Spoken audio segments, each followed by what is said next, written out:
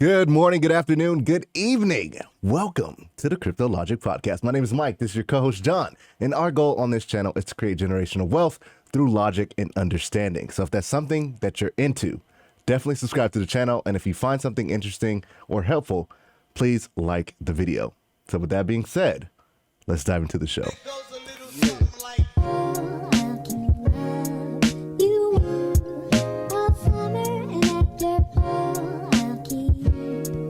Now, guys, today the market is doing pretty good. I'm not going to lie. It is doing pretty good. It's not super amazing, but it's a start. It's a start, man.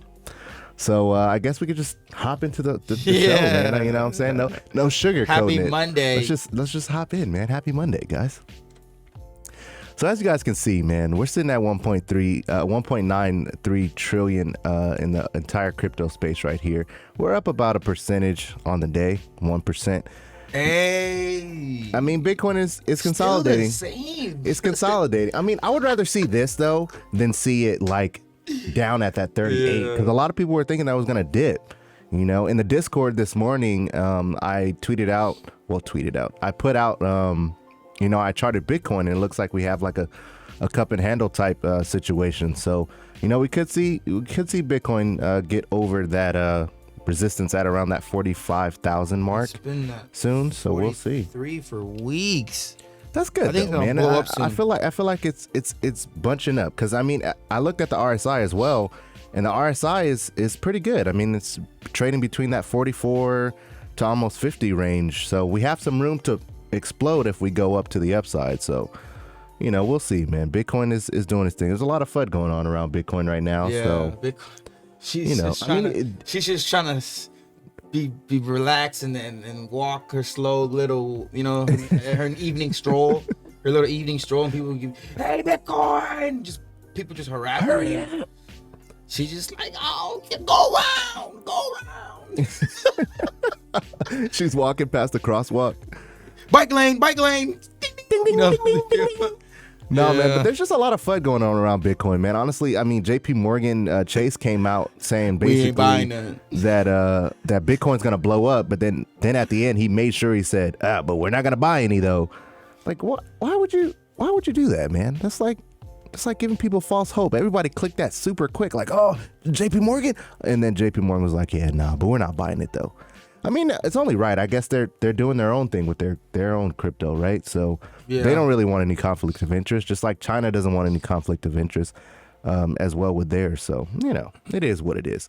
Ethereum looks like it might dip back under that $3,000 mark. I hope it doesn't, but hey, if it does, good for Ethereum, I guess. Allows for people to continue to buy in on the dip. Cardano is still sitting at that $2.20. I don't remember. Everything is just kind of like, it's just consolidating. Everything is kind of just maintaining right now. I mean, there was a little crash, but it didn't go as bad as everyone thought it was gonna go. Everyone thought it was gonna go down like a 1.5 trillion or an under overall market cap. Bitcoin under 40,000, Ethereum staying under 3,000, under 2,800 maybe. Cardano didn't bounce to under $1. XRP is under $1, but it didn't go under 80 cents or anything. I think it hit 89 cents. Yeah, 86. That's about it. 86, but nothing under 84, 83. Right. Like nothing was terribly like, oh, look at this parabolic, the opposite way, upside down chart. Yeah, but man. Everything seems to be kind of like I just feel like it's the calm before the storm, but a good storm where everything's gonna go rise so fast. I feel like this is the accumulation phase, right? Like where it allows people to get in. Maybe you don't get in at the lowest of low, but you still have a chance to dollar cost average in. This is the point where people are gonna be like, I should have bought it during September. I should have bought. Yeah. Like that feeling. I had that feeling all the time. Whenever something like I'll buy, and then sometimes I'll skip buying. And then something goes parabolic. I'm like, that was what I should have bought. I feel like everyone has that feeling. That was VXV for you. Experience that. And LCX. Oh yeah, LCX. So VXV and LCX happened to you twice in 1 year. I bought, dude, initially, and then I was like, I got time. Blew up. I was like, I want to get more, but it's not like, dang it. It's higher than what you bought it at. I get it. But we good. XRP is under $1, like John stated earlier, which is, good for XRP, man. I don't have any complaints with it. You know what I'm saying? I still continue to buy the dips whenever I can. So, I'm not too worried about XRP dipping under $1. Once the lawsuit is over, and $7 if they win, I predict $7 as well. 7 to 10. Me personally, I don't know if it'll get to 10 because I feel like a lot of people have that price target of $10, right? So I feel like a bunch of people are going to start selling off at around $5, maybe even $7, possibly $8, $9. Yeah. So, if the sure volume can get XRP to 10, that would be like amazing. But I personally think that I don't think it will hit it just because a lot of people will start taking profits. There's a lot of people that bought XRP when it was like dirt cheap, you know what I'm saying? So, man. At $10, they're gonna be up like a lot. It's gonna make a lot of millionaires this year. Cardano was kind of like that too. A lot of people bought Cardano at 13 cents, a lot, and then look at stabilizing over $2. So yeah, I feel like XRP is gonna have that effect where it's gonna pump really good, and then a lot of people are gonna take profits, and then it depends on where that free fall is. Is it gonna fall around 4, 5, 6, 7, 8? You know what I mean? Is it gonna even get to 10, like you said? If it gets to like 8, are people gonna pull profits, or Because it just depends on how soon everything gets relisted, like how soon XRP gets relisted everywhere. I so agree. Like it's already on Robinhood, which is not even a real crypto exchange, but it's going to be, quote unquote. Yep. But it's there. You can buy it. You can buy XRP on Robinhood? Yeah. Oh, I didn't know that. It's a derivative though. It's not you actually own the token. Right. Until they have their wallet or whatever. Piece of paper that says, "Oh yeah, you technically own this, but you don't really own it." Right. But Coinbase, Kraken, Uphold's already there. Crypto.com, KuCoin. I think KuCoin already has it. KuCoin, you can buy it. You can buy it on KuCoin. You can buy it on Uphold. All the small exchanges. And you can hold it on Kraken. Yeah. Did you hear about the Flare Network and Songbird and all that? Yeah. I've been like keeping my eye on it, but are we supposed to get it since we hold it? Everything keeps getting delayed, isn't it? Yeah. Yeah. It's kind of strange. I was on. They were saying that if you hold XRP, that you're supposed to get Flare tokens or you're supposed to get Songbird tokens. But how are you gonna get those tokens if it's delisted from everything? The only way you get Songbird tokens right now, I think, is like Bittrex or Bitrue, something like if that, I'm not mistaken. So I don't know. And then XRP is not even on there, so I don't know. I just think that once it goes on Coinbase and everything is back up, it depends on how good it pumps before it gets relisted. Well, I think it's gonna super pump once the lawsuit is over. Yeah, that's when everybody's gonna dive in. That's on people who are still in the know and who already got. You know what I'm saying? Right. There's a lot of people that are waiting for this thing to end. There's a lot of people that pulled their money out when the lawsuit came. There's a lot of people that are like us that just kept holding. There's a lot of people that are still buying now, newer investors, right? And there's people that are like, oh, I'll wait for the lawsuit to end. I don't want to buy it right now. Oh. And then there's obviously people that were already in that left. I'll come back into the lawsuit in their favor. So there's a lot of people. Like you said, there's like over 1 million people watching this thing. And it depends. It depends on how fast it gets relisted. If XRP straight up wins, like Ripple straight up wins, it's gonna be so bullish. People are gonna find a way to buy it. Well, that's going to be on the news, 100%. It's going to be on the news. Gives clarity to the crypto space. The crypto space is going to be like, yeah. Gary Gensler's going to be like, getting tomatoes thrown at him and stuff. Like, get out of here. and then it's like, freedom. Yeah, everyone's all happy. And then that's what it's going to pump. And then Coinbase tweets, XRP is back. And then all these exchanges, Robinhood, XRP is back. And that's going to be more influx of people, more and more. And then that's where I could see it hitting the 7, 8, 9, and then people, I don't know. There's gonna be people buying at $5, $6. That's all I'm saying. And honestly, I think that's irregardless if Bitcoin is doing well at the time. I think personally, like if Bitcoin is still consolidating at around like that 48,000, maybe even hitting 50,000, I think XRP will still shoot. Even if Bitcoin is still consolidating and or going down. There's gonna be people buying XRP at like $2, $3, $4, $5. I don't think they'll have the chance. I think that buying. Once it goes up, it's gonna just like it'll be hit 3, 4. That's what I'm saying. 5, and then they're gonna try and buy it, and they're gonna be like, I missed it. Think about all of us or anyone that's investing in XRP buying under $1. There's gonna be people literally spending $5, $6 you better have a token. You better have some real money. That's funny to me. You better have some. It's real like money. buying VXV right now, which is, in my opinion, still good. Right. But in hindsight, we bought it so low at $3. I mean, shoot, there's people that bought it at 30 cents, people that bought it at $1. You know, we're not freaking, oh, we got it so cheap, but compared to where it is now, it's pretty cheap. But this is how it always goes. Like people buying Dogecoin when it was like at 30 cents. Yeah. You know what I mean, 20 cents, when 70 some people cents. bought it at 4 cents. Some people bought it at 70 cents and still holding to this day. Oof. 70 cents, my lord. Those are the 70 cents people. Those are the ones that bought in when they hate crypto right now. Right before Elon Musk was supposed to go on SNL. Yeah, no, they hate crypto right now. They probably don't like crypto. 100%. Like, oh, it's a scam. See, I lost all my money. I put my car payment on there. And they honestly, they probably sold it. I'm not gonna lie to you. If they bought it at 70 cents and they seen it tank all the way down to 20, I'm pretty sure they sold it. Sold at a loss. I like AVAX Avalanche. I've been hearing it. I've been looking at that a lot lately too. And Luna's really good too. It's just not. It's just not something that I don't have enough money right now to continue to dollar cost average into it to kind of make a dent. And I feel like you'll end up with like 7 tokens or something. Yeah, 10, 15, I feel like I'll just end up not wasting money, but I can allocate those funds to something else that I have a bigger bag into. Just, for my opinion. But I am looking at it, though. I am looking at it. There's like this thought I had this morning. I was like, it's just about pricing. So it's like, when I first got into crypto, I thought, all you need is 1,000 of crypto, right? Right. All you need is 1,000, you'll be fine. Then I didn't realize market cap. I didn't realize to supply, all that stuff. And now I figured it out. I'm like, if the token is under $1 billion, right? If the market total supply is under $1 billion, theoretically, 1,000 tokens should be fine if it's a fundamental crypto. If it's over $1 billion, you want to get in that 5,000, 10,000 range. Yeah. Amount of supply, like for your tokens that you own.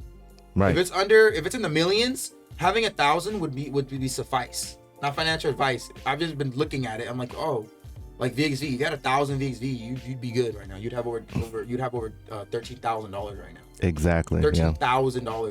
And if you had bought it at $3, that's $3,000. That $3,000 would have turned to 13,000. And then imagine VXV goes to $100. $100 times 1,000. That's $100,000. $100,000. Yeah. You see what I'm saying? How easy it would, like, because it's in the millions. I mean, it has 50 million, right? But think of even if it's 900 million, 800 million, 700 million. You're still making thousands upon thousands. Exactly. I know it's all about money, but that's just like a quick note. If you look at most people look at crypto as money, right? Right now it is speculative. They don't really look at the use case. I know on our channel we love to talk about the use case because at the end of the day, the use case is all you really have to go off of, and the reason why you would continue to hold this particular crypto when it's actually down is the use case. Like if you were invested in the Dogecoin, I hate to keep bringing it up, but John was stating at 70 cents, what use case does Dogecoin technically have? You're not doing anything with it. You know what I'm saying? Yeah. You're literally buying it. You might be able to buy a hot dog with it. But like it's crazy. You're buying it at 70 cents and all you're doing is hoping and praying it goes over 70 cents.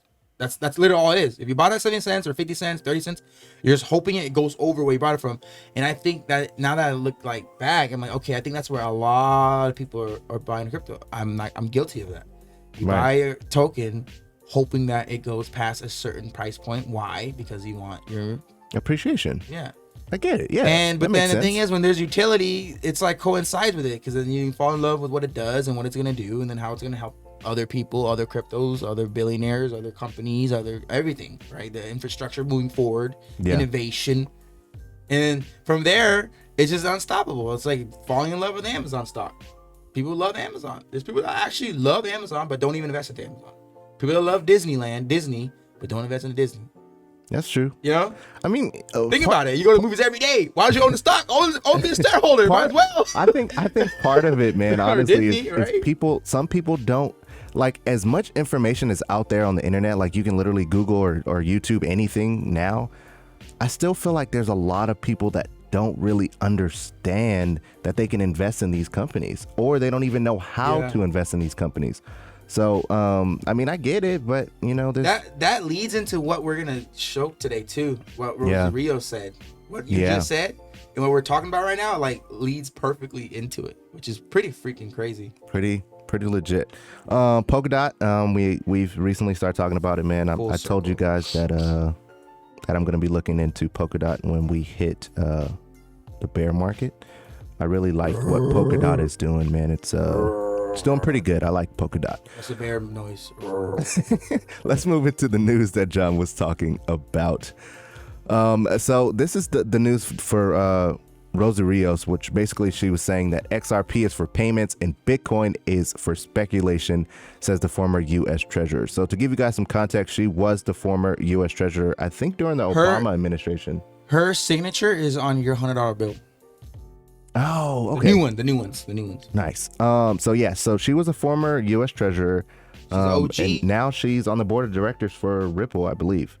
But she tweeted out this, basically saying XRP's primary purpose is facilitating cross-border payments while other cryptos find their value in speculation. China's latest move brings this point home. Now, I did a TikTok on this. It's everything we've been talking about, man. You go ahead.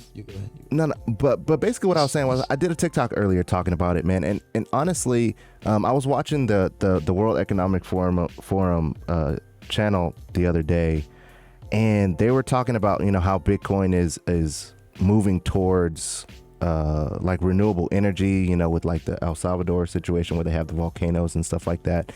And that Bitcoin is more of a store of value.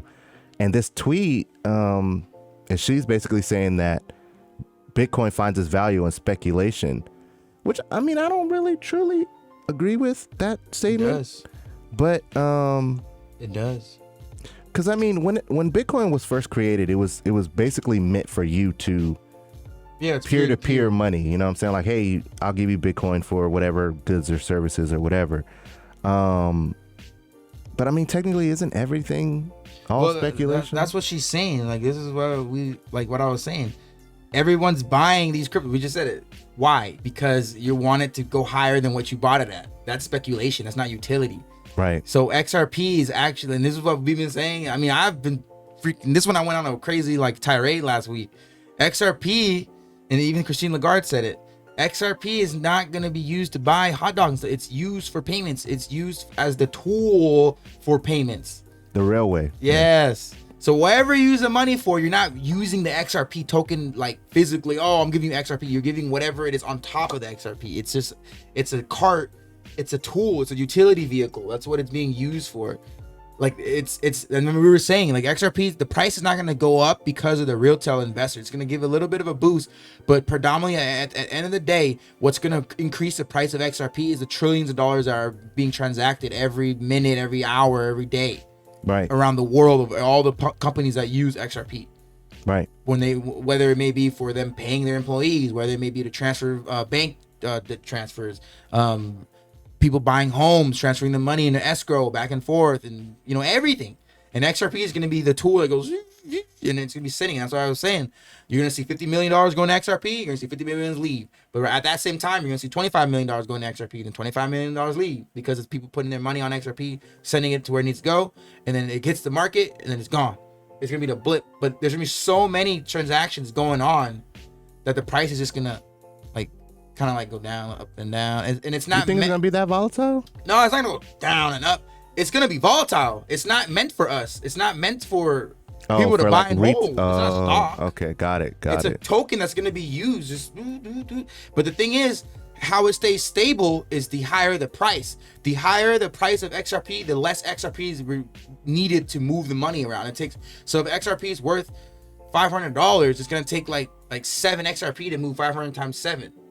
Instead of XRP being $1 and then spending whatever the 500 times 7 is, like 30,000 XRP tokens. You get what I'm saying? Yeah. So instead of, you know what I mean? So it'll make sense once it's fully adopted, fully used. Right now it's so hard because I think that's why this XRP has been singled out. Just like Ethereum. Ethereum has transactions every single minute. Yeah. Every second. That's where the price is from. Being used. It's being used on its ecosystem. But think of XRP being the same way, but being used in the real world. That's what it's gonna. And with trillions of dollars. Yeah. Yeah. So that's what she's saying. And she's saying everything is speculation. Speculation is I'm buying something and I'm just watching to see what it does with the money. Like I'm watching. That's what Bitcoin is now. People buy Bitcoin, leave their money in there. Hopefully it keeps going. Oh, hopefully Bitcoin hits 7,000. Oh, I made some money. Freaking you buy a lot of these cryptos. Crypto Mason said it. should be considered security tokens. They're not really currencies. I mean, I agree with that. Most of these aren't. Cryptocurrency is like an outdated term now. It should be crypto assets. That's what I saw a tweet. Someone said, I'm like, oh, I agree with that. That makes sense. Cryptocurrency is an outdated term, but it's just what was born when it was created. Now it's evolved to something different, and in 10 years, it's evolving into something even more different with AI. Look at freaking Vectorspace. Vectorspace, to this day, I feel like, why does it have a token?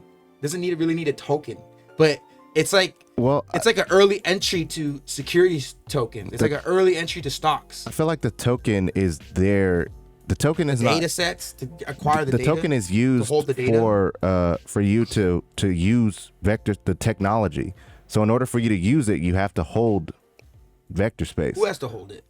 Whatever company is going to use it. So that's why I don't get it. I have to understand that. I don't think they need a token. I think the company just be used. But I think my opinion is that token is like a stock. Yeah, I don't know unless that Vectorspace token can hold the information and it's like transferring over to the people. But I think a lot of these cryptos are low-key stocks, low-key security tokens, like low-key. Could be. I mean, like look at VeChain, for example. The VThor token is the gas for VeChain. It's what you use in order to get VeChain to run smoothly. You use VThor. So it's I feel like it's just one of those things, man, where it's like VXV. You use VXV to power whatever it's. I don't know. Whatever its use case. That's why the regulation is gonna come. They're gonna say, hey, this is security. This is not even a real crypto. This is a security. This is security. This is security. This is security. That's what's gonna happen to a lot of these cryptos. Yeah. You don't need this token. This token is not needed. This token is not needed. It's not being used for anything. It's not being used for anything. It's not being. That's what I'm worried about. But hey, it is what it is. If they come to the security token, it becomes a security token. That's why LCX is there. But the token itself, what is it used for? That's the question when it comes down to being considered a commodity, security, or crypto, digital asset. A digital asset, that's literally an asset. That's literally a stock. It's like, I own a VXV token, and the VXV token represents what this company does. Yeah, I'm scared that's what it is. I can't disagree with you on that. But on the flip side of we have to do research and see the VXV token itself. Let's, for example, VXV token. What does it do for VXV? Does it hold the information for it and move it to whoever's using it and back and forth, or is it just represents what the company in itself does? Yeah, I guess we have to wait and see. I don't know if that information is actually out yet, but we have to just wait and see. But these are all good questions. They are actually good questions. These are some of the questions you should ask yourself before you dive into a certain asset class. But it all depends on what happens to XRP case, man. The Ripple case. Facts. 100%. All of it. I agree. Now moving on to some other news with Cardano. Shout out to all you Cardano holders. There was some news that came out that it says Cardano's to enable new DeFi stablecoin with Cody. I think it's how you say it. Cody. I like Cody. Cody sounds cool as well. But they're supposed to be launching a stablecoin with Cardano. Is he jumping off the building? What is he doing? Flying? He's flying. He's flying. So they're doing a stablecoin. Official issuer DJED. It's called DJED. They had a Cardano conference this weekend. Yeah. I think that's where they announced it on. It was on Sunday. Yeah, wasn't it a weekend long? It was one day. It was a summit. It was a summit. I think it was like the weekend, but I think they had the actual on Charles Sunday. Hawkinson was talking and he was on the microphone. I didn't watch it though. I should have though, but I didn't watch it. Yeah. So I mean, that's cool. They're gonna launch a stable I coin. trust Cardano. That'll be pretty dope. I found So we were talking about it. They already got a long time ago. Polkadot's gonna have his own stablecoin too. It's good. See, it's like they have their stablecoin. You don't have to I have to transfer it from USDT. But how do I get to USDT if I'm on this blockchain? Exactly. You use it on their blockchain. Exactly. But then once that interoperability crypto comes in, pew. Yeah, interoperability. Yeah. Imagine you can send that DJED. That's gonna be huge. DJED to USDT and then USDT to Polkadot's crypto stablecoin. I mean, man, this is exciting. Well, Polkadot in itself is interoperable. So I think anything with this anything that has to do with their stablecoin will be interoperable with anyone. Are they interoperable? They are, yeah. They're security, just like Chainlink.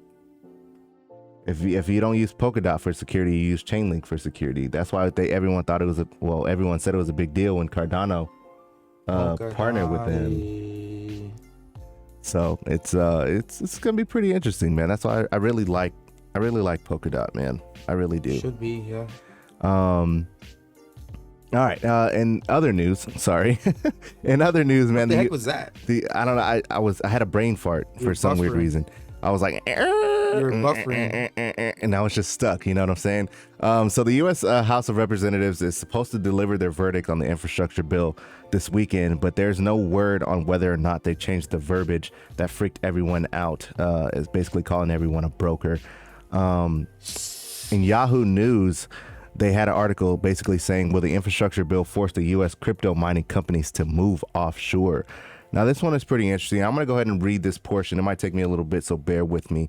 But it says the bipartisan infrastructure bill pushes mining to the edge of extinction, even while it seems that the U.S. will remain the undisputed leader in the crypto mining industry. The Senate initially passed the multi-trillion-dollar bill on August 10th and later approved it by the House in a vote of 220 to 212. The turmoil begins when the cryptocurrency provisions were added to the bill at the last minute in late July, with the stated goal of it raising an estimated $28 billion by closing the crypto tax gap. The issues resolved around the inappropriate language used in the bill. This is the part that I was telling you guys about. Particularly the term broker was defined as a statement as any person who provided any service of transfers of digital assets on the behalf of another person. So a lot of people were freaking out around that verbiage because they're like, well, dude, we're all freaking brokers. Like, what the heck? So the bill mandates that the brokers need to report usernames, addresses, and trading activities to the IRS. But the problem with that is the cryptocurrency people, they don't have that information. They don't have access to that information. They're mining stuff like 90 going west. They're not looking at every transaction, every name, every address, and all that other stuff. So, they were freaking out. So I guess they begged the question, will mining companies move offshore? And I don't know, John, what do you think, man? If the bill goes past and they pass it without changing that, you better change it. Do you think that the crypto miners will go offshore? Yeah. I mean, I would. If I was a crypto mining company, I would. There's a lot. There's going to starve innovation. Even the Senate, one of the senators said it. It's like, you guys are going to pass this bill, and then in time you realize that you messed up, and what they're going to do, they're going to patch it. They're going to pass another bill to patch it. What is that called? Is it amendment? Yeah, amendment, but that's like during the, I guess it's an amendment. But he said that basically the word he used was patch. It's like, you're going to come back, you're going to go back and realize you guys made a mistake, and then patch it. And it's like, oh, sorry. And then that's going to like hamper a lot of companies that probably would have been home built in the US or whatever. And then now it's somewhere else.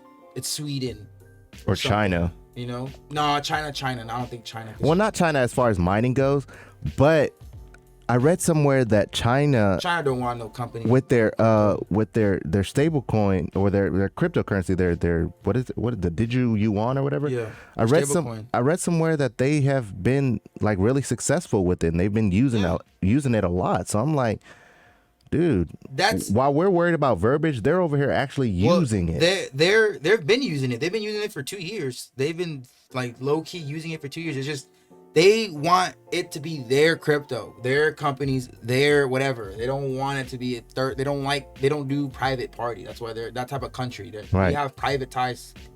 Not everything that is in America is built from the government.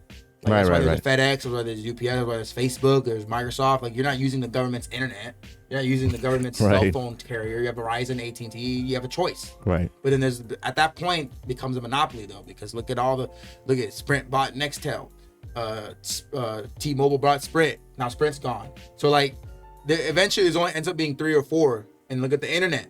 I was reading an article last night. The internet before 2005, there was a lot. There was under low-key people in the basement making, I made this cooler internet. And there was a lot. Now what is left? Microsoft, Google, Amazon, and then facts. There's like 4. Facebook is one. Facebook is an internet social media conglomerate, right? Yeah. YouTube is owned by Google, so you can't say YouTube because it's owned by Google, so you say Google. Amazon is there. Amazon. Microsoft owns a bunch of stuff, Bing and everything. Yeah. Like, you know what I'm saying? Yahoo. Yeah, Well, Yahoo. who owns Yahoo though? I forgot. I don't know. I don't want to get fact checks. I don't know. Like, but this is basically saying the crypto space is going to turn into this. Verizon owns Yahoo, right? Oh wow. So you can't really say Yahoo. You got to say Verizon, right? But what I'm saying is people are saying the crypto space might become that. There's only going to be like maybe 10 left. Dang. All of them are going to wiped out. That's going to be crazy. It could happen. What happened to the internet? Potentially, yeah. That's what happened to the internet. Literally, what do you use to search the internet? You use Yahoo, which is owned by Verizon. You use Google, which is Google, which owns YouTube. And then you got Bing, which is owned by what? Microsoft. What other search engines are there? Now there's like, what other search engines are there? There's like little like DuckDuckGo, but that's more decentralized. Like decentralized. Yeah, right? Yeah. So the world is going to become the crypto space. We don't know who's going to be the top dogs. Is Ethereum going to be it? Right? It could be, you know. And all these cryptos that are born from Ethereum, you know what I'm saying? Cardano could be one. All these cryptos are going to be born from Cardano, Polkadot. The ecosystem crypto. And then Cosmos is something that's not really like crypto itself in a sense of a company. It's just there to help all these cryptos. Right. So I like those. That's why interoperability is going to be long term. QUANT's a behind the scenes crypto that's going to eventually be the one that helps a lot of things, and then it's going to be expensive. You know what? I don't know. It's crazy to think about. It's what crazy. Form of cryptocurrency? No, I haven't seen anyone talking about is the medical industry. No, I'll be there. Like I haven't seen anyone talk about any type of cryptos that have to do with the medical industry. VeChain? No, like specific medical, like because you know how like in the medical industry you have HIPAA. Is it HIPAA? I think it's HIPAA, where like you have like the your privacy for your information. I don't think that there's any cryptos that have to do with putting that type of information on a blockchain, you know, that I know of. I could be wrong. Correct me if I'm wrong. If you guys know anything about, you know, the medical industry as far as cryptos go, I think that would be a pretty lucrative thing because, I mean, you'll always need physicians, doctors. Well, everything's going to be on a blockchain. Your whole medical records going to be on a blockchain. That's how I'm looking at that. Yeah, that's why I'm trying to figure out which one is going to be that. VeChain can do that. All of them. The technology itself is there. We just got to find the ones that do it. But everything, your whole medical history is going to be on a blockchain and verified. What medicines you've taken, what shots you've taken, what diseases you have had, what you've been cured of. Everything's going to be recorded on a blockchain where you don't have to computer. It's just blockchain's going to find it, analyze it. Okay, this is the type of medicine you need. Because this is the type of medicine that would not work for you because of this stuff that you had, like your blood work, everything that you've done, and it's not gonna be mostly for people from like that are gonna grow up new. So like a baby that's gonna be born in that world is gonna be born with his or her blood in a system. And then with AI technology and everything, it's gonna be predicting. Okay, by this age she might have this. If she stays away from this, she'll be this. Okay, you know what I mean? Like, oh, it looks like she's gonna. I don't know. It's crazy. It's gonna be interesting. It's gonna be more and more so far advanced where they have your blood sample and they'll be able to use that blood sample and say, oh yeah, your list looks like you have a 77% chance of this happening to you or this getting this. Some crazy stuff. Yeah, that might on the blockchain. That might be pretty freaky because you could argue the fact that maybe they might be like, all right, bro, you're gonna die when you're 50. Who knows? You know what I'm saying? Like before we couldn't predict whether you're gonna die, but we know you're gonna die. People are living longer now, though. Yeah.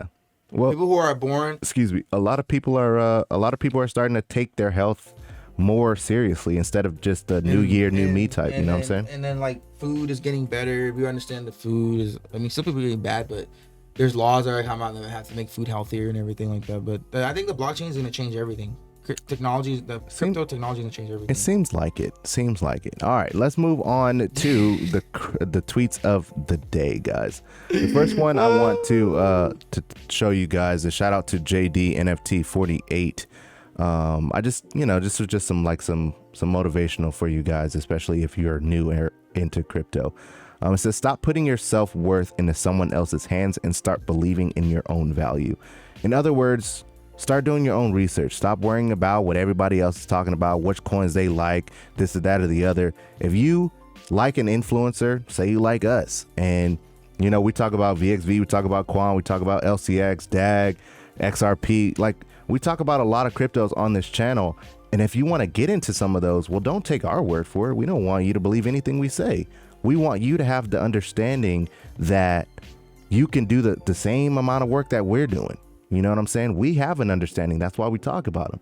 And we're hoping that you will say, okay, why are they talking about these? There must be some kind of reason on why. So let me do my own research and find out why. And then you can come back and be like, yeah, bro, I appreciate it. Like D Rhodes, we talked about Gala. We talked about Gala a few weeks back, if I'm not mistaken. And we didn't even talk about it in depth. We were just like, hey, man, take a look at it. You know, some games are going to be blowing up on it sooner or later. And he was like, oh, dude, let me do my research. He did his research. He got in at 2 cents and he was like, hey, dude, thank you guys. I really appreciate it. I did my research on that specific token, and dude, I'm up right now. So thank you guys. We really appreciate it. And that's what we really want from you guys. You know what I'm saying? That's what our Discord is for. If you look right above me, you'll see you can join our public Discord. It's totally free. It's the beacons link right at the beginning. So if you want to, join that, you could definitely do so, man, because people are actually really changing their lives in there, and not just based off of our information and understanding. It's based off of theirs as well. They're putting in the work, as we want you guys to as well. All right. So let's move on to the next one. With that being said, now shout out to Crypto Sloth. 3-Toe Sloth 1 is his @name. He says, no matter what happens to Bitcoin, the Latin America digital dollar is powered by QUANT. Now, these are just facts that we want you guys to have an understanding of, to kind of get you to understand, okay, what is QUANT doing, where it's at, things of that nature, just because we talk about QUANT a lot on the channel. The digital pound is powered by QUANT. The SIA uses them for infrastructure in thousands of banks across the world. Oracles use them for their blockchain platforms and utility for years to come. So, the thing that we like about QUANT, to just give you guys a quick overview, is QUANT has QUANT has interoperability, which is John's favorite word, and it allows for it to work in tandem with everything else. Wait. It allows them to talk to each other. That was a huge thing that a lot of allows them to on our last episode talk to each other. Yeah, it does allow for them. That's pretty much what it does. It allows. I think that was. Did we have the diagram? Yeah. See, here we go. Here's the diagram. Hopefully you guys can see that. But this is like how the blockchain works, like the old school telephone, the one that you used to go. What are you doing? You know the little old telephone? See the ringer? Yeah. But so that's the diagram for blockchain, and then it goes to DLT, which is basically a bunch of the blockchains kind of talking to each other. And then the quant world is like everything, like interweb, spiderweb, all together. You got XRP ledgers, central banks, Ethereum, payment currency, rails, card networks, trade networks, ALBT. That is where it's gonna. That's where ALBT is gonna exist. The trade networks with trading in the real world and et cetera, et cetera. Oracle blockchain is linked and all that stuff. Arthur Corda, I believe the XEC is involved with that. Ethereum, all instances. Like future blockchains don't even exist yet. I mean, I would say that's like layer 0 DAG and everything. But look at that interoperability. Everything connects with each other. Yeah, it's like a spider web. Yep. Pretty dope. And a lot more, since interconnectivity and interoperability are both unrestricted.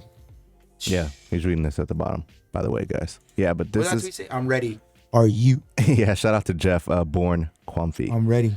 That's a cool name, Jeff. All right, man. Beautiful, man. Moving on to the next They talk to each other. What we wouldn't have we wouldn't be the Crypto Logic podcast had we not talked about VXV. VXV. So VXV buybacks will send the price through the roof. We talked about the buybacks a while back, so you guys had an understanding. The buybacks are basically what's going to allow for the price to continue to rise and to go up and to actually stabilize, in our opinion, and prevent it from ever coming back down again. So yeah, it'll basically keep it from like, okay, so let me say this without making it sound weird.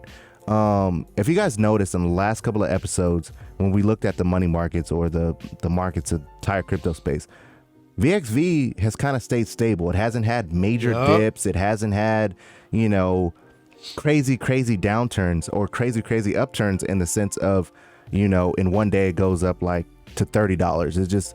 It goes from like $10, then it goes up to $15. Then if it falls, it's going to go down to maybe 12, maybe 13. And that's where we're kind of at right now.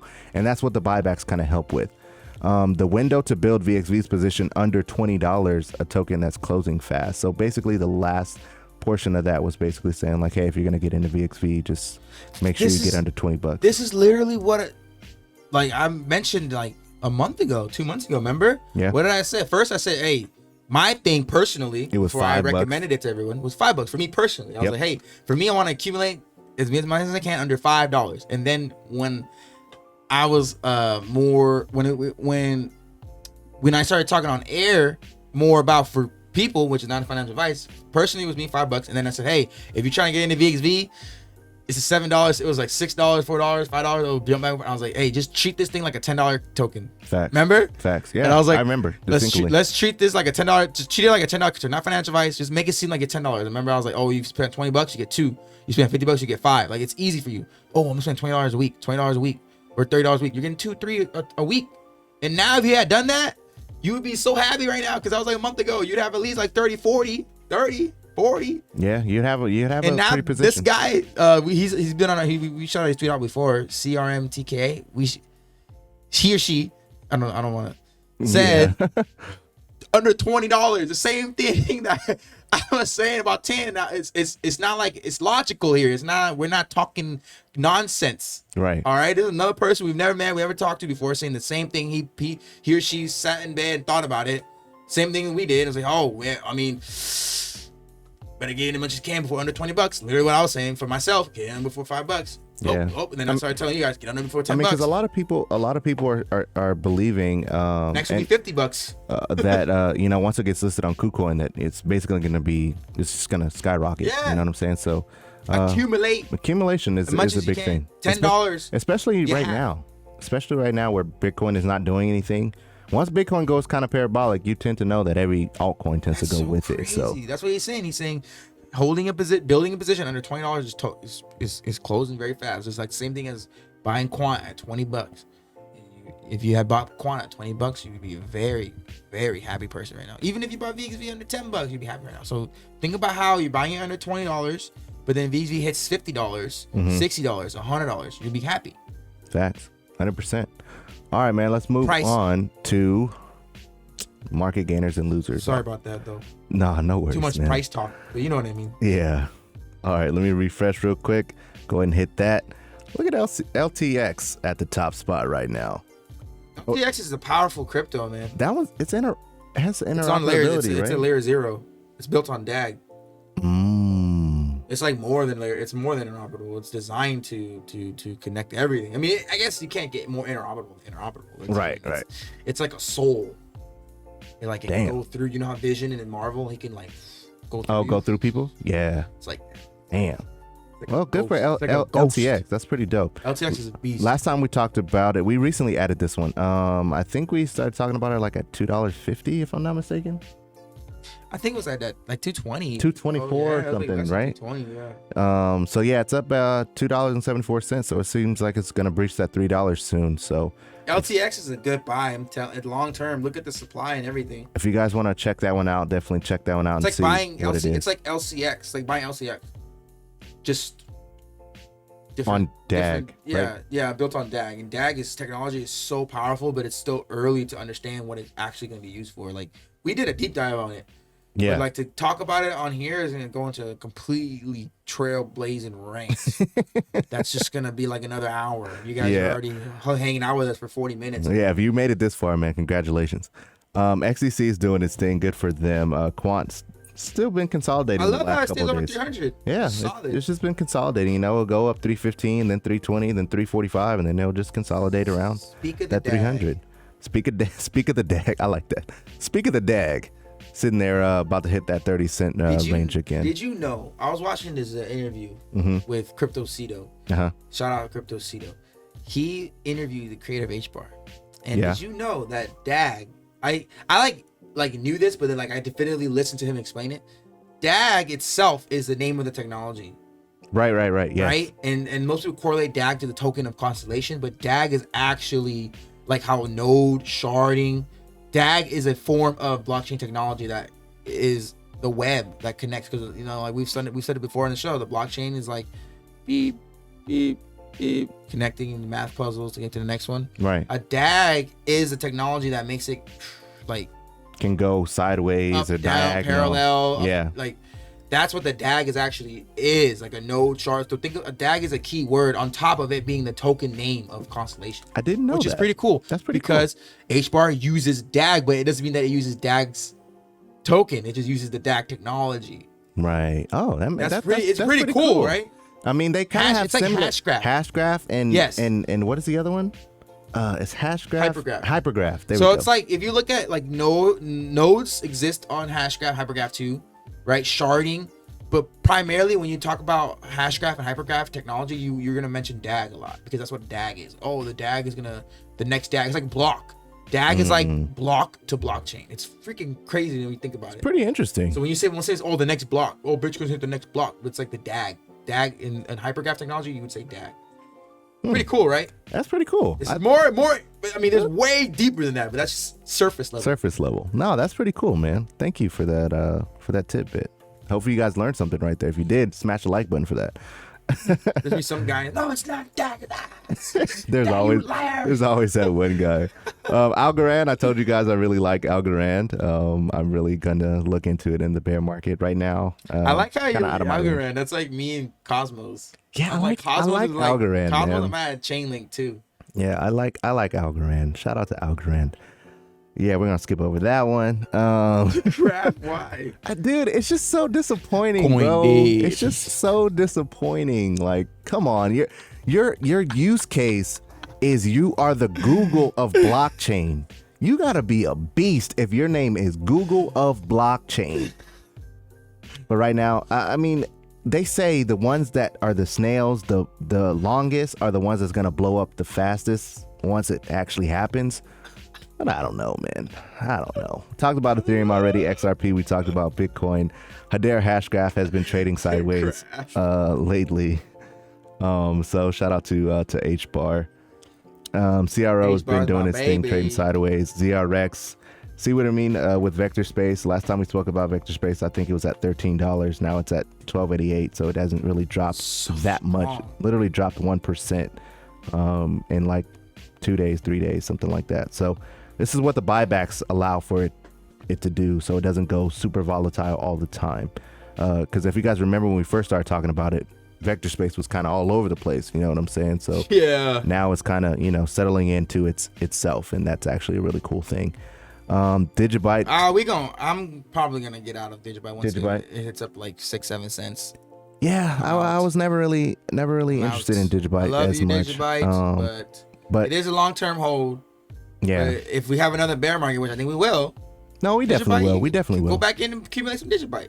We're gonna take Digibyte. I think you have time with Digibyte. I mean, Digibyte has been get my funds. Been trading like this for a while. Take my funds and move it into something that's gonna make me more happy. You know what I mean? Yeah. No, I hear you. Like long term, right? You know what I'm saying? Right. So VXV, more VXV, LCX, let's go. XLM is doing pretty good as well, man. VeChain has went down. Actually, it was at 9 cents last time we spoke, and now it's at 8 cents. So there's a lot of people getting out of VeChain. Yeah, there's a lot of people getting out of VeChain because I feel like people are starting to realize. I'm like, look at all these cryptos. And shout out to Dante. We have Dante DeFi. We had some talks about this, and it feels like you're turning your back on your beliefs. You're turning your back on anyone that's invested in these cryptos because of said person talking about the crypto. I don't want to use the word influencer or whatever, right? But like whoever's like, even if you're your friend, let's say you in the Discord, someone in the Discord telling your friend, hey, love this crypto, oh, VeChain, oh, and then your friend is okay, and then you guys do research, you guys both follow on VeChain, and he's in VeChain, and like 3 months later, hey man, how's your VeChain doing? Oh, I sold out of it last week. Your friend will be like, what the hell? You know what I mean? That's what it feels like to a lot of people. Like you didn't tell me you're out, you're out, and then that person's gonna freak out because he's like, what's wrong with it? What's wrong? You know what I mean? And at that point, it's like, well, it depends on if you really believe in it, and that person's gonna have his own reasons. Like, hey, I sold out because it's not making any price actions. I want to get something that I feel like is gonna blow up good during this bull run that's going to happen, so I can take some profits and then reinvest into true real. I mean, not like these aren't true real, but you know what I mean. Ones that you want to get in now, but right now you have to spend a pretty penny to get. Facts. I mean, you could spend less in the bear market. That's why. Sense. That's why I think that you shouldn't marry tokens. Yes. You know what I'm saying? Like, it doesn't make sense. Like, if VeChain, say you hold, I don't know, a 500,000 VeChain, right? Well, 500,000 VeChain, you got, a couple thousands of dollars, maybe $20,000, $30,000. If it's not doing anything for you in the sense of price action, maybe you might want to allocate those funds to something else and then buy back in later, which you can do. But if you marry the token and feel bad about it, well, you potentially missed out on ADA. You potentially missed out on the stablecoin that they're going to be building. You missed out on Cosmos. You missed out on VXV. You missed out on QUANT. You missed out XRP. So it just, you can't marry tokens. If you get into a token and you just really love it and you just want to really hold it, then go ahead, man. Do you. But don't marry tokens, man. And that's why I feel like a lot of people are getting out of VeChain, because they feel like, well, Hedera Hashgraph is doing good, so I might want to put my money in Hedera Hashgraph, HBAR. You know what I'm saying? VXV seems to be doing good. I want to put my money into, VXV. Yeah. VeChain, they're saying that VeChain is probably not going to hit that. Well, they want to say that it's going to hit $1 by the end of the year, but they're saying that VeChain probably won't get into like the $2, $3, $4, $5 range until like 2025. So, some people are like, bro, I mean, I can get the price action that I want from VeChain in something else this year. So I'm not going to marry the token. I'll buy back in when, the bear market hits, which makes sense. You know what I'm saying? So, if you guys are in certain tokens and you're only holding them just because you feel bad, that's turning your back on it. Yeah. On the token itself. Don't worry about it. Don't think about it like that. Yeah. Think about it. Digibyte's the last one for me. Yeah. I'm out of all the ones that when I first got into crypto and I fell in love with a certain projects, it was like Zilliqa, Digibyte was one of them. I liked Engine. There's a lot of them that I was like, oh man, I really like these. And then I consolidated. And I found new technology that I like. You can't marry tokens. Can't marry tokens. That's just you're becoming a maximalist. That's just what I think. You become a maximalist at that point. Doesn't make it true, right? Yeah, that's true. You start becoming you become a maxi. Yeah. But I mean, like XRP, I love XRP. Always will. Right, but that's not the only thing you hold. Exactly. You know what I'm saying? It's not even my biggest holding. Right. So, but it used to be, but there are only people that only solely just XRP, nothing else. Now some people are saying that there's a trinity between XRP, so it's XRP, Flare, and Song now. Yeah. So I don't know. XYO, I'm still buying the dip on XYO. I really like XYO. So good for we're gonna clear this up. We're gonna take some out of here. Good for XYO. Elrond, we talk about a lot on the channel. It's just been consolidating. Elf has went down a little bit. Last time we spoke, I think it was at 70 cents, if I'm not mistaken. Zilliqa at 8 cents. Engine, $1.30. Stacks at $1.22. ADA we talked about. Alliance Block is still underneath $1. So hey, if you want to if you like Alliance Block or you know what it does, then this will definitely be I love Alliance Block. A good buy-in, not financial advice or anything. I think I'm gonna buy more. I'm gonna use my Digibyte to buy more Alliance Block and LCX. Those are gonna be the two that I'm gonna buy. Nice. Harmony One doing pretty well, doing pretty good as well. Put $1 in the gala. Put $1 in the gala. Now Gala is going back down. Last time we spoke about Gala, it was at 10 cents. 13 too. Hit 13 before, didn't it? Yeah, it hit 13. Put $1 in. Put some dollars in the gala. So now it dropped down to 8 cents. So if you missed out on the 2 cents like Rhodes, then we gotta show him where we get that from. So he's like, why are you just scream my name randomly at random times in the show? We'll throw that in the show, and so we don't say it, you'll hear it where we got it from. Rhodes. You'll hear it, and he's gonna laugh. We'll shoot at the beginning of the show. I mean, I'm pretty sure he knows, but yeah. And so it's at 8 cents. So if you missed out on 2 cents, LCX then, 14 cents. Oh, I was about to buy some. I thought it was 11 cents. Well, no, it's gonna dip. Just wait for the dip, man. It's gonna happen. Veracity we talked about already. I want so much LCX. Like, I don't know why. I'm telling you, I have some thousands of LCX, but I want so much more. I don't know why. I just feel like this is like it's gonna blow up to like $2-3. I have this feeling. It's just primed. Just look at it. I feel like World Economic Forum. All those are gonna kind of like all the exchange types like CRO. LTX, LCX. I mean, CRO, yes, definitely. But I think LCX is gonna be a monster. Well, the good thing about LCX is already, it's compliant. It's regulated. It's compliant. It's It's on the World Economic Forum. Yeah. So countries know about it. Governments know about it. It's going to host security tokens. FTX might be a contender too, though. That's good. FTX might be a contender too. FTX, yes. FTX will be too. FTX might be one. So, well, guys, that's the show. Hopefully, that was a long ass show, man. It was pretty long. Hope you guys it's almost an hour long. I hope people watch this show like they watch something on Netflix. Like if you watch the Squid Games, I heard that. Have you watched that yet? No, I heard it was really good. Bro, it is freaking. You've been watching it? I've been watching it. I've been watching it. It makes your mind kind of do some craziness. Like, what if this could actually happen? You know. I hope you guys watch our show with as much conviction as you do with those other shows.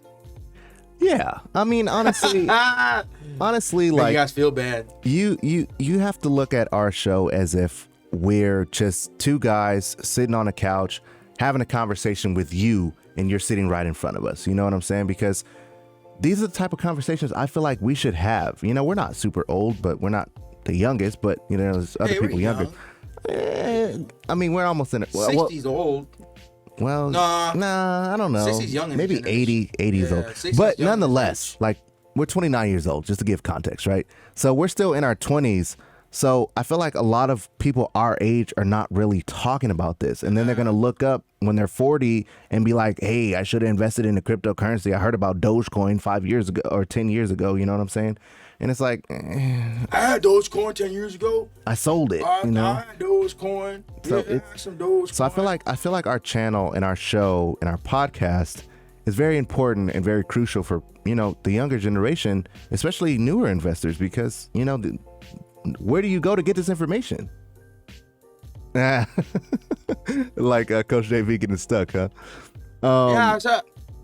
But where do you get this information, man? I don't see any other channel kind of doing what we're doing right now. So I just think it's pretty inspirational and pretty cool. Yeah. And this is episode 95. 5 more to 100. This is the longest episode that we've ever done, other than that's not the interview. Like an interview, yeah. So if you guys are still here, this is awesome. I mean, dang, like the video at this point. Just like it. If you're not liking it, what are you doing? Might as well like it and subscribe too. You're here. You made it this far. You made it this far. You might as well. Like it, subscribe, put the bell notification, ding, and then follow us here, Instagram, TikTok, and then Twitter. Yeah, because we put out value every single day, guys. Cryptologic Pod. Join the Discord. Discord is popping. Yeah. We got 150 now. Yeah, so every morning I'm going to do like a market analysis on the Discord. So we need to make a tab for them. Oh, so I'll do that right now after we get off air. Yeah. Oh, you guys ready? Yeah, so we're gonna do that for you guys, so you guys can understand where the markets are and your favorite tokens and things of that nature. We're working on another interview request, and then we got some things coming. Exciting things coming. Pretty exciting, guys. So definitely, if you're not subscribed to the channel yet, man, tune in, tap in with your boys, subscribe to the channel, like the videos, as it does help a lot of other people see our content as well and help them, move along their crypto journey as well. So thank you guys for watching. One last thing. Buy the damn dip. Well, that being said, I don't even say nothing else. Peace.